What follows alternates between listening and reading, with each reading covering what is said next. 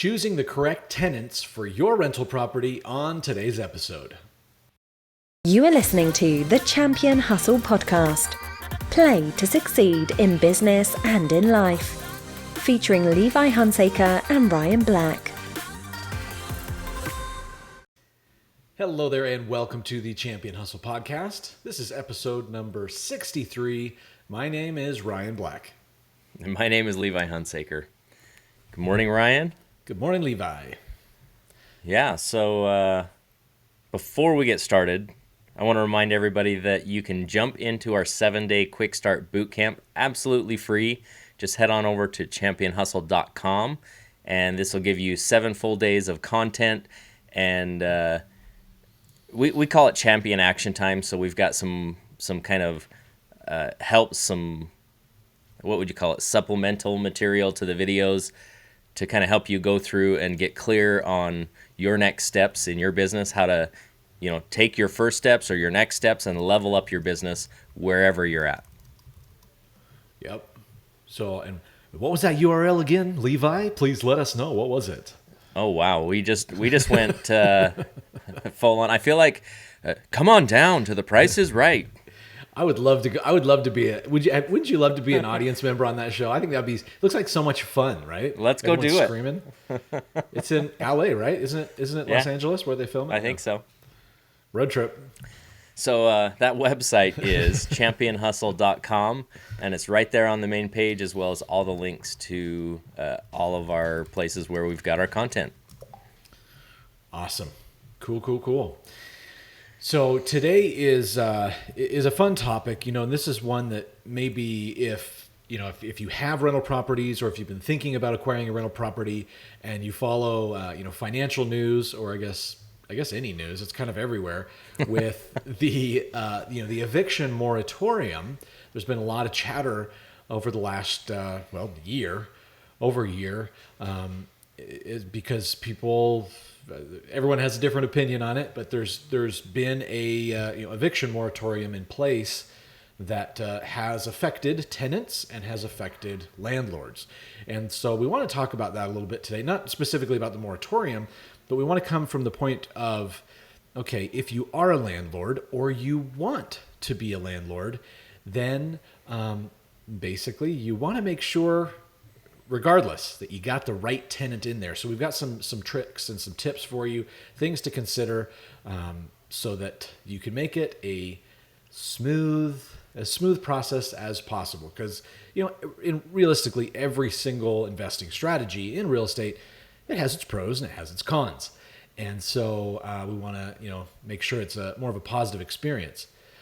Now, one thing that people may be thinking is, well, guys, I got a property manager. I don't need to worry about any of that, right? Wrong. What do you mean wrong? What are you talking about, Levi? So that's the thing. A lot of people say, well, I just hire somebody to do it. So that's cool, because you may not want to do the process yourself, but this is an area where a lot of people, I think, have a false sense of security, because you still need to know what the laws are. You still need to know what your responsibilities are as a landlord, because even though you have contracted with a property management company to do the work for you, you are still liable, and you can still get sucked into a lawsuit if things are done improperly. So you still have to manage your property managers. You just don't necessarily have to manage your tenants if you have a property manager. Yeah. And it's, and if anything goes down, guess who's on the hook? That would be you. So, Yep. Now, the first thing, before we get into specifics about, what some tips and tricks, the first thing is, it's so important to understand that you need to know and understand the laws in your area. Every state has very different laws. Counties have different laws. Cities have different laws. And so, the thoughts that we're sharing are based upon the laws that apply to where we have rental properties, which is, here in Utah. And so just keep that in mind, that wherever it is that you're wanting to invest, that's great. Make sure you understand the local laws that apply in that city, county, and state, because they are all different. Yeah, and we're going to be talking about some big don'ts here. We'll get to the do's in a minute because that's really, the meat of the episode. But we felt like if we didn't talk about the don'ts, that would be a huge disservice to our listeners out there. So, what are some of the the big don'ts here, Ryan? Well, the biggest thing is when looking at tenant selection, you want to make sure that you are not breaking any of the anti-discrimination laws. So there's the fair housing laws and things that basically say you can't discriminate or not select somebody to be a tenant in your property based on specific things. They're also referred to as fair housing laws. And that would be something like, by age. You can't say, oh, well, I don't want somebody that's older or younger in my property for whatever reason. You can't discriminate by sex. You can't say, hey, I only want men staying in this place, or I only want women. You can't discriminate by race. Say, I only want people who look a certain way, or people who look like me or don't look like me to be renting this place. A big one, and this is one that people sometimes can get tripped up on, is family status. Because particularly newer landlords, people think, well, maybe I don't want to have somebody who's got little kids, renting my place, because the kids are going to run around and they kick the walls and they can damage things. And they're just, if you have somebody who is a working professional who is at your unit 2 hours a day, right, when they're not asleep, versus somebody who's got, 5 kids who are running around, destroying the place all day, there's a difference on how that's going to impact your property, right? As far as wear and tear, absolutely. But according to, fair housing laws, you cannot discriminate based on that is a major no-no. Yeah. But like, the reason I'm saying don't this even is ask. because people want to. Yeah. Oh, how many kids do you have? Are you married?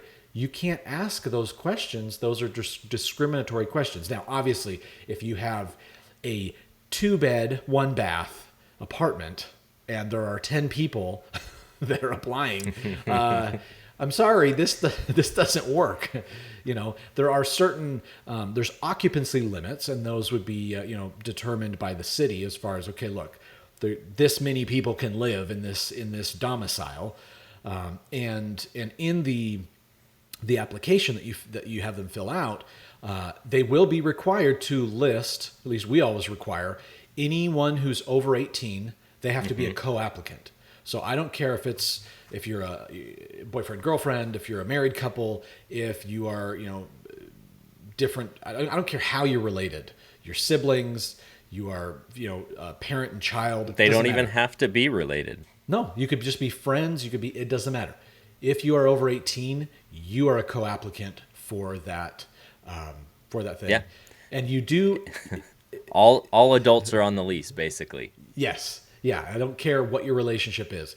Now, in this, once again, double check this on your local area. Some areas will allow you to just say how many people in total will be living there, right? So we'll have, these are the applicants that are adults, and then there will be, 3 minors or 4 minors or whatever, just to ensure that you're not going over occupancy limits on the property. But either way, tread lightly. Make sure you don't ask the wrong questions. Well, and even that, the occupancy limit thing, if it's a family of 9 people and they are all related, I would even tread lightly on that. Like, consult your attorneys and let them work that out. Yeah. Because that's not a place to start messing around with. Well, and one thing that's important to remember is there's a difference between solicitation and simply receiving information. Yeah. So if there's a difference between me saying, hey, okay, Levi, you're interested in renting here, so tell me, you married, you got kids, how many kids you got, right? That's me soliciting the information for him, versus if Levi just is walking through and, man, this is a great place, I'd love to rent it. Yeah, you think this will work out for you? And Levi tells me, oh yeah, I got 37 kids, and this is great. We can put 14 in here, another 10 here, like. Then, now granted, going back to it, I can't discriminate based off of that information.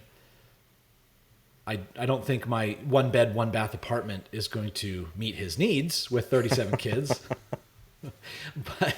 But there is a difference. If somebody just divulges information to you, you're not soliciting it. So you don't want to solicit it, and just keep in mind, I'm not an attorney, but you don't want to go down that road. Yeah. So some What other else? big ones. What have we talked about? We've talked about, we were still talking about family status. Yeah. So religion, that's just, a big no-no. It's kind of the family party rule, right? If you don't want to start a fight, don't talk politics and religion. So just shy away from that stuff. Yeah. I don't think there's anything. Never mind. We're not going to go there.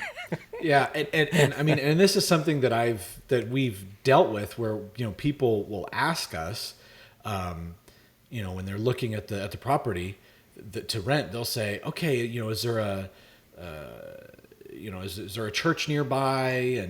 And our response is like, well, yeah, there's quite a few. There's a church here and there, and there's different denominations. There's this religion here and that religion there, and I'm not really sure. You can Google it, but I know there are quite a few churches around in the area. If you guys are interested in participating with one of those churches, there are quite a few nearby. But we don't dive into it. I'm not going to ask them, what religion are you? What are your beliefs? I ain't going there. I guess kind of a caution in this area is there are people that are considered to be professional tenants.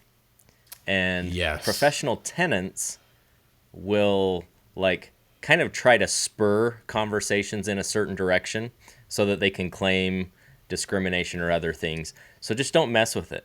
Yeah. The reality is, if somebody is religious, they know where their churches are in the area. If they're looking for a place to live, they already know. Yeah. So that's just not a conversation that I'm going to mess with tenants.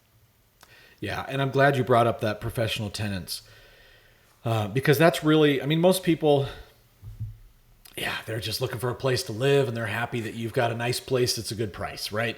Clean, safe, affordable housing. Yeah, most people are really cool about that, and they're, oh, great. That's why we are so, if you're thinking, man, you guys seem really paranoid. Professional tenants are real, and guess what? I've had professional tenants before. They're not fun.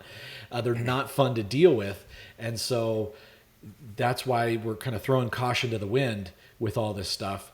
And they will try to manipulate you to get you to ask the wrong question, and they'll try to get it out of you, because then they can use that against you and basically stay there for free. That's some people's MO. That's how they do it. And the idea here is not to get stuck in the negatives, right? We're talking a lot about the don'ts and things to watch out for. But honestly, we believe that rental real estate is one of the best ways to build wealth and to keep wealth. Yeah. There are a lot of tax advantages and things like that. So it's more about how do you do it and minimizing the risk, because there's risk in all investing, right? And there's risk in everything. There's risk in life, but we want to minimize that so that we can gain the most benefit out of it. Yeah. And another thing to keep in mind that's important with all this conversation is that there are landlord-friendly states and there are tenant-friendly states. Yes. And the difference is between those two is basically, are the laws designed to favor or give a leg up to, if there's a situation, to the landlord or to the tenant? Some of the tenant-friendly states, if you have a professional tenant, they could live there for a year for free. And there's not much you can do about it, especially if you do something wrong. And so, it's figure out what state you're investing in. Is it landlord friendly or tenant friendly? And just keep that in mind. Well, and on that note, if you're in a tenant-friendly state, I would consider investing elsewhere. That would be my personal opinion as well. I'll just throw that out there. Guess what, guys? There are 50 states in the union. There are a lot of opportunities, a lot of other states, wherever it is you're thinking, well, I got to invest here. No, you don't. There are lots of other places where you can invest, great opportunities, great returns that are landlord friendly. So Yeah. to each That his was own. kind of an aside, but it was fun. Yeah. Some other big ones. Americans with Disabilities Act. You got to Yeah. make sure that you are providing accommodations for disabilities and other things. You have to, learn how many units you have to have. Like, for example, if you have a single family home and you only have one, you might not have to put in like a wheelchair ramp. But if you have 50 properties, there might be an expectation in your area that you are accommodating to disabilities in your rental real estate portfolio. So, make sure you're complying with the Americans with Disabilities Act. You want to make sure that you're accommodating and that you're not discriminating against people that just don't have it. But there are some limits, like the mom and pop people that just said, "Oh, hey, I have this one rental property." There are different requirements. There may be different requirements in your area based on how many properties you have. Yeah, because I mean, there's certain lines where of reasonability, right? It's like you got the unit that's on the third floor of a building. Maybe you got a condo, right? It's on the third floor. There are no elevators, and you got somebody in a wheelchair who says, "I would like to rent that." I'm not really sure how this would work for you. You can't really take a wheelchair up 3 flights of stairs, and logistically we can't add an elevator, we can't do a ramp. So if you're ever in a situation where you're not sure, consult an attorney. Yes, because they're going to keep your butt out of hot water. Yeah. Or if your gut, go with your gut. If your gut's telling you, man, something here just doesn't feel right, make a phone call. Right? We know that real estate is a team sport. You got to surround yourself with other professionals, other people that can support you. And let me tell you, a little bit of an ounce of prevention is worth a pound of cure, as the old adage goes. So get yourself surrounded with the right people. Any other big discrimination ones? A big one, kind of along with that disability, is service animals. So you cannot oh my goodness, I can't talk. You cannot discriminate against service animals. Now, what does that mean as a landlord? There are people that try and skirt this and say, oh, it's a service animal. Now, the reality is not all service animals are documented because not all states require service animals to be documented. So great, they have no proof. And even if they did, you couldn't ask for it. So I think there are 2 questions. Now, consult your professionals on this, but there are only a couple questions you can ask about service animals. One is it a service animal? Yeah. The second one is, well, what function does the service animal provide? That's it. Which doesn't tell you anything. Like, as a landlord, it doesn't tell you anything. Now, there are people that will mess around with this, but keep in mind, put it in your contracts that the owners are still liable for all damage of a service animal. Yeah. Now, the reality is, service animals are some of the most well-trained dogs on the planet. And if somebody tells you they have a service animal that's an iguana, that is false, because dogs are service animals. Right. Yeah. And it's important to understand that there's a difference between service animals and emotional support animals. So Yes. a service animal would be, maybe somebody who is blind, and so their service dog helps them stay safe when they're walking down the street, and they're a guide dog, a seeing guide dog is a service animal. And they typically have like the little vest, and I mean, they've got paperwork, and they're very highly trained. The emotional support animals are more for, not for as much physical limitations as they are for more of emotional support. Well, hence emotionals, right? Like They're anxiety and things like that. Yeah. Emotional situations versus more physical, maybe limitations that the individual has. So, And I mean, the example you gave is is a pretty obvious one, right? If somebody is blind, they need some help getting around. Maybe one that I've heard about that is a little less obvious is somebody that suffers from seizures. Yeah. Their service animal basically will protect them and keep people away. They know how to handle a person having a seizure, and they serve that function for the person. Yeah. Now, unless they're having a seizure, you're going to be like, why do you need a service animal? Yeah. The reality is it's none of your business. Yeah. is what it comes down to. That's the thing I want to point out here is there's not a lot you can ask because that gets into medical stuff. Right. And so you just have to know that service animals you cannot discriminate against. Yep. Okay. Should we talk about some do's now that we've ran? Yeah, I think we've beat that to death a little bit.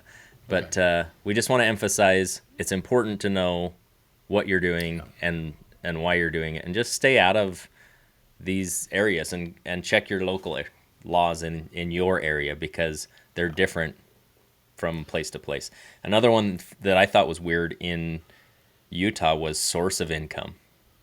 Yeah. Like, why would I care about the source of income?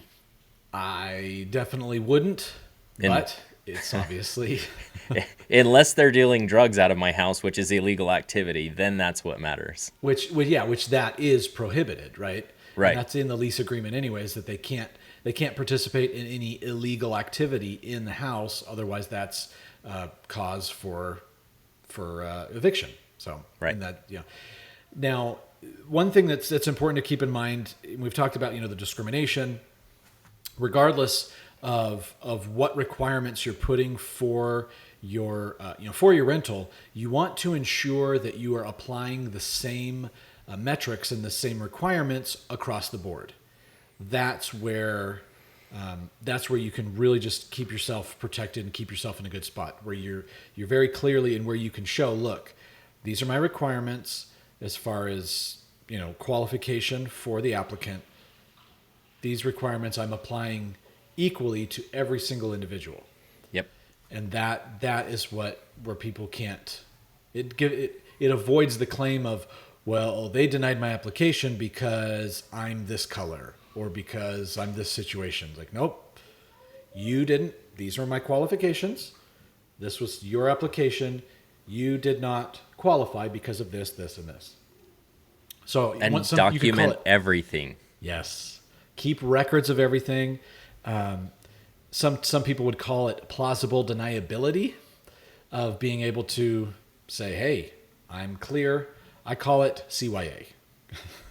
I don't like the term plausible deniability here because usually that term is used in a negative connotation where you actually did know, but you want to make it seem like you didn't.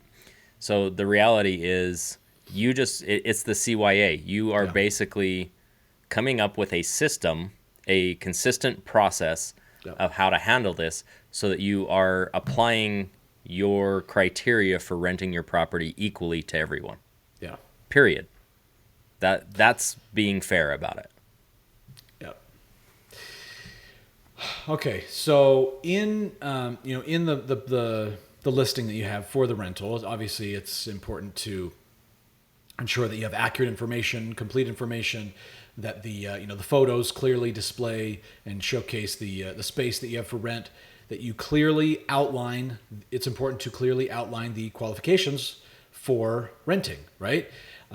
Obviously, you'd say how much it is per month, but it's important to to look and say how what kind of a security deposit is the minimum security deposit that is required. That can be there, at least here in Utah, there's flexibility as far as you can charge different levels of security deposits dependent on the level of tenant risk. So if they have, depending on their credit history, depending on their employment history, their eviction history, their income level, you can offset risk by increasing the amount of security deposit that you require for the tenant. If you have it's important to have a sufficiently sized security deposit, because if and we've done this where we've had tenants who were very high risk tenants, and we told them, look, because you have this eviction history, then according to our parameters, that means we can rent to you, but we will require a much larger security deposit in order to cover eviction fees and such if that becomes necessary. Now, if you pay on time and complete your lease, you get all the money back. It's a deposit, right? Well, and you don't damage the property. Right. But the additional amount that was required specifically because to cover legal expenses in the event that we have to evict. Yeah. And so they understand. I'm not discriminating against you. It's you fit these parameters. Therefore, the process that I have requires that I charge an extra this amount to cover legal expenses. So it's applying the same parameters to everybody. Security deposit's a big one. Yeah. And so another big one is in this application process, right? They're going to fill out all this information. You might want to consider charging for that application. Yes. So we're not talking about a massive fee. We're not talking about hundreds of dollars, but like $15, $20, $25 for the application. Yeah. Well, then you're going to start weeding out the merely curious and dealing with the people that are more serious about renting your place. Yeah, it really can help weed out a lot of people. Because if you're having to pay $10 or $20 to just fill out the application, it's going to weed out a lot of just window shoppers to people who are more serious. Yeah. Another thing that that I do is I tell people, after you fill out the application, I let them know, hey, we're going to require background checks. We're going to require we do a credit check, we do a 50-state eviction check, we do a background and criminal history check, and we're going to do that on every applicant, meaning everyone who's over the age of 18, and it's about $55 is what it costs for us to do that, all those checks. We're going to do those, and then you are going to pay for it. So we actually require them to pay for their check. And by doing that, they then tell us, okay, yeah, we're good with that. And then we send them a link, and then they, it's all online. They fill out the payment information, and then it runs the checks. The good thing is since they're paying for it, if they know they've got, 27 evictions in the last year, they are not going to go through with it. They're not going to waste our time. We're not going to waste their time. And we've had with tenants where they've told us, okay, my background check is going to bring up this and this and this. Do you think that's an issue? And we've said, oh no, yeah, it's no worries. That's not a deal breaker. You've got the income to qualify. You've got this, you got that. Assuming everything else checks out on our background checks, we should be good.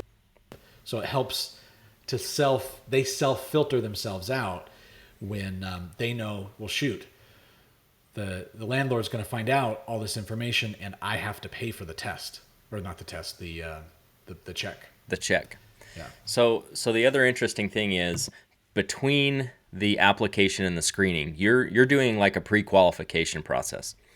Like you're not going to have somebody go pay for the screening if they look and they say, well, I've only got $100 to put down as a security deposit, and you require a $1,500 security deposit.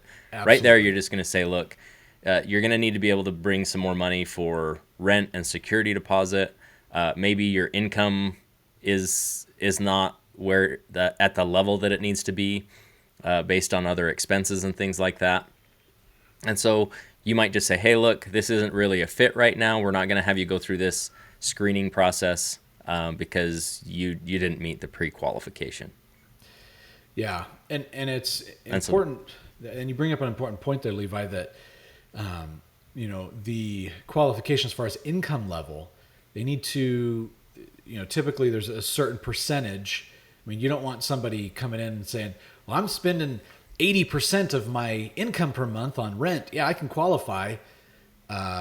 do you like to eat? Don't you need gas in your car? Right? How do you get to work? Yeah, exactly. So, and obviously that number would depend on, are we talking is it a $600 a month rent, or in your area, is it $4,500 a month rent, right? There's big variance there, but you got to figure out for your area, what is kind of the standard that most people use as far as your rent cannot represent more than 40% of your monthly income, or 50%, or whatever that needs to be. Make sure that you're under that threshold. Yeah, and the nice thing is, if you decide that threshold, you decide on that criteria, apply it to everybody, and then it's like, well, I didn't discriminate against you. Yeah. We have a 40% rent to income ratio. Yep. You were 46%. Yeah. Again, it's this documentation, and document your notes, document your reasons for a rejected application, document your reasons for an accepted application, document it all. Yep. Okay. Another thing is, you might, if they say, yeah, I've got a pet, and you're like, yeah, cool, we're good with pets, but we do have a pet security deposit. And that's just to cover the potential of any damage that the pets cause, because they do cause more wear and tear on the property. And or you could also just call it an animal deposit, because if they say, hey, this is a emotional support animal, right? This isn't a pet. So might want to be careful with. Well, that's true. There. We have an animal deposit. Anytime there's an animal living in the domicile, because of the potential for additional. Well, I mean, isn't that what a security deposit is too? I mean, right, we're but animals. it's an extra deposit. Yes, We do double very deposit. True. Yeah. What else? Income verification. Yes. Don't just accept what people tell you on face value. So when Levi comes to me and says, okay, so me and my 37 kids, we're wanting to live in your 1-bed, 1-bath apartment, and monthly income, oh yeah, I've got, it varies between $300,000 to $400,000 a month is my monthly income. I work here at the local restaurant, and I'm a dishwasher, whatever. Okay, cool. I'm just going to verify that and make sure that that is true. And so, when they provide, it's very simple. With their application, obviously, any applicant will provide references, which, it's going to be all of his buddies. And what are they going to say? Like, oh yeah, no, Levi's a horrible person. If I call him, hey, for the reference, Levi's a horrible person. He never pays rent. They're not going to say that. And so, in regards to verifying employment, it's important you simply, find publicly available number for the company that they work for, call them. Because if he gives me his number for, Joe Blow, who is his supervisor at this company, it could just be his buddy. And then he's like, hey, yeah, the guy's going to call you to Ryan's going to call you to verify my employment. And I call and, whatever. Figure out, make sure you're actually calling the company. I never use the number provided by them. I figure out, seriously, that's a pro tip right there, guys. I mean, for reals. Because if we're dealing with professional tenants, that's what they will do. They will get you. And so find a publicly available number, call, and then it's just, hey, I'm calling to verify employment.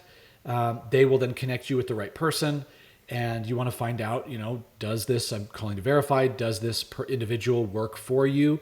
Okay. According to the information that we were provided, they began employment on this date. Is that correct? Because that's the other thing, is they could say, oh yeah, I've been working there 5 years and they started last week. So there are privacy laws, and they're limited as far as what they can say. Check with your local laws to figure out what questions you can ask when doing employment verification, because that varies. But very, very important, that employment verification. Because if they're not employed, you ain't getting paid. Yeah, so income verification, you talked about credit, eviction, background, criminal history check. That's kind of a paid service, but you mentioned, hey, that's on the tenant because you just put them through a third-party service to do that. Yeah. So we're not going to go do that. we have tools and resources for that. We'll actually talk about a few of those here in a minute. And, Ryan was talking about referrals.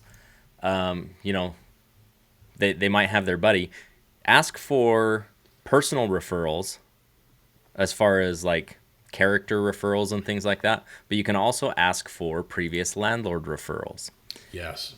So if they come out and this is a hard thing. Not all landlords are going to be 100% honest with you either, but it's still worth having that conversation, because even just having the conversation, you can pick up on a few things. Right. In their hesitation, in their answers and things like that. And so it's just kind of an indicator to maybe look a little deeper. Yeah. Anything that a prior landlord tells you needs to be taken with a grain of salt, for sure. Because, I mean, that may have been their worst tenant. You don't know the ethics of that landlord. You don't know the integrity of that landlord. And they may just be glad to just get that person out of their building. And so, when you call, I was just, did they pay their rent on time? Oh, yeah, they paid their rent on time. Okay. So you got to take, let's put it this way. If the prior landlord says nothing but glowing things about the tenant, take that with a grain of salt. If the prior landlord says horrible things about the tenant, you can probably trust that. Well, and take that, if they're saying only horrible things about the tenant, you can probably take that with a grain of salt too. Right, but if they say, oh yeah, the last out of, 4 of the last 6 months, their rent was 10 days late. Right, but they're backing it up with facts at that point. Yeah. So that's the kind of stuff that you're looking for. And the other thing that you're looking for is if you ask a question and they either like answer so quickly that they had no time to check records, or they hesitate on something that should be a quick answer, there's something not quite right there. Yeah. And that doesn't necessarily mean anything about the tenant. That might actually be about the landlord, but it's definitely something to give pause and go look a little deeper in terms of the screening of the tenant. Yes. Yeah. Absolutely. So, okay, so we've got a few tools and resources now. I don't know if you use these. I have a property manager. I'm not sure what tools they use, but these are ones that I've heard good things about. I know a lot of the bigger property management firms, they'll use AppFolio. That's a really popular one. Yeah, but it's maybe a little more pricey because it's a bigger for bigger firms. So Cozy is one that I've heard a lot of good things about. Gives landlords a lot of tools for even screening tenants, as well as having tenants be able to apply and pay online as well. Yeah. Avail, I've used Avail. That's worked out well for us. So there's different options out there. Yeah. You can use the Googles to find. The Google. So, all right. So we hope that we didn't scare you off by talking about the laws. It's just, we want to emphasize that's really important. But more, these are the things that you can do, what we were just talking about, in your screening process to make sure that you get a good tenant. I can guarantee you that waiting a couple extra months to find the right tenant is way better than putting the wrong tenant in and dealing with the headaches that brings. And another side note is it's once you get the right tenant in, take care of your tenants. Yes. Keep them happy, because guess what? Just like any business, this is a relationship business. It's a personal business. And when the tenants know, that you're on top of repairs or needs that come up, and that you're, concerned about their well-being and you want to make sure they have a positive experience, they will typically take better care of the property and return that back to you. Not always, but if you're a slumlord, they're not going to be very happy with you. So, it's the golden rule, right? You treat them how you would want to be treated, and we have found at least that approach has worked really well for us. We're very strict. Hey, look, these are the guidelines. This is the contract. These are the rules. This is what you agreed to. And at the same time, we're relaxed. We're flexible. We we're kind, and we make sure that we give a positive experience for those tenants. Yeah. Because if you don't have to turn a property, there's a lot of stuff that you don't have to do in terms of expenses when it comes to turning a property. Yeah, absolutely. So keep good tenants in your properties, keep them happy, and your landlord journey will be a lot more pleasant. Yes, absolutely. Okay, so next week, we're wrapping up here. Next week, come on back, because we're going to be talking about giving the procrastination monster an uppercut. Oh, yeah. We will see you then. Until then, stay happy, stay healthy, have a great week, and we will see you next week. Have a great week, everybody. Bye-bye. Thank you for joining us on this episode of the Champion Hustle podcast. For more great content and to join our online community, visit us at championhustle.com.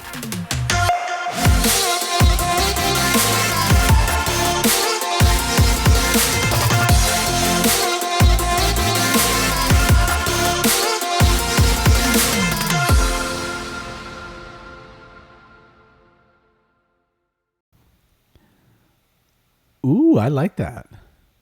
Champion Hustle. That's a good look for you. I think I might rip my eyebrows off when I pull these off, though. I'm a little worried about that.